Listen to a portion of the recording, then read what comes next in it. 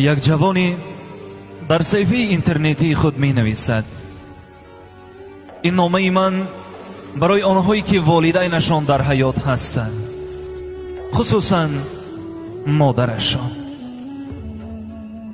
پدرم 12 سال پیش از دنیا رفتند و همان سال مادرم مرا عائله‌دار کرد. زیاده از 10 سال است که من در علاهیدگی زندگی می کنم. روزی همسرم به من گفت: عزیزم، هزاران شکر که شما هستید و ما زندگی خوش و خوشبختانه داریم. رحمان به شما که مرا زیغ شدن نمی گذارید. هر بار به سیر و گشت به هر خیل آشخانه و قهوه خانه می برید و من شما را خیلی دوست می دارم. لیکن در دنیا یک زنی هست که شما را صدها مراتب از من هم زیادتر دوست می دارد. من گفتم: نه، تو برای من یگانه هستی و در حیات من یگان زنی دیگری نیست. او گفت: گپ درباره مادر شما رفته ایستاده است. چی می شد که به سیر و گشت با آن جایهایی که مرا می برید همراه مادر روید؟ این سخنانی همسرم به من خیلی تاثیر کرد. بله، آخر طول 12 سال یگان مراتب با مادرم به فرصت ننشستم، او را به هیچ کجا نبردم. شاید از سبب سرکاریم باشد. البته هر بار به او زنگ میزنم، پیش او میروم، اما با وقتی تنگ. از او میپرسم: مادر، یگان کمبودی نداری؟ با تو یگان چی لازم نیست؟ آخر بجز صحبت من، بجز مهر فرزندی من به مادر چیزی لازم نیست. در حال به مادرم زنگ زدم، گفتم: مادر جان، پگاه آماده شوید، همراه به تماشا میبرایم، تو رو به سیر و گشت میبرم و بیگاهی به یک قهوه خانه در آمده خوراک خورده استراحت کرده می آییم. مادر خواطر شد، گفت: پسرم، تشویش نکش، از پی کار و بارت شو، من نقص هستم، به من هیچ چیز لازم نیست. گفتم: مادر جان، پگاه آماده شوید، من میروم، گپ تمام.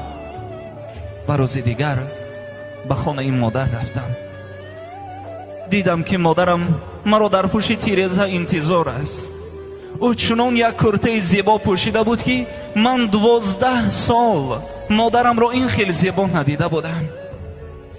این آخران کرته که پدرم در زادروزی مادرم تحفه کرده بوده است.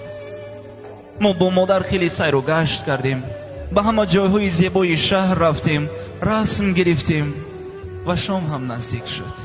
ما به همان آشخانه که من همراه عائله‌ام می رفتم با مادر در آمدیم.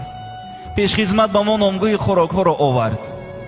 از بس که چشمان مادرم خیره شده بودند، من نامگو را گرفتم و گفتم: مادر جان، من نامی خوراک ها را می خوانم، شما دل خواهتان را انتخاب کنید.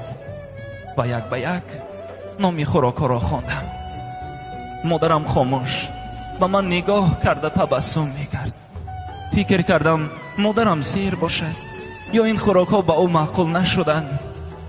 مادرم گفت: میدونی پسرم، دوره های کودکی تو به یادم آمد. من هر بار تو را به همین آشخانه می آوردم و عیناً به همین میز می نشستیم.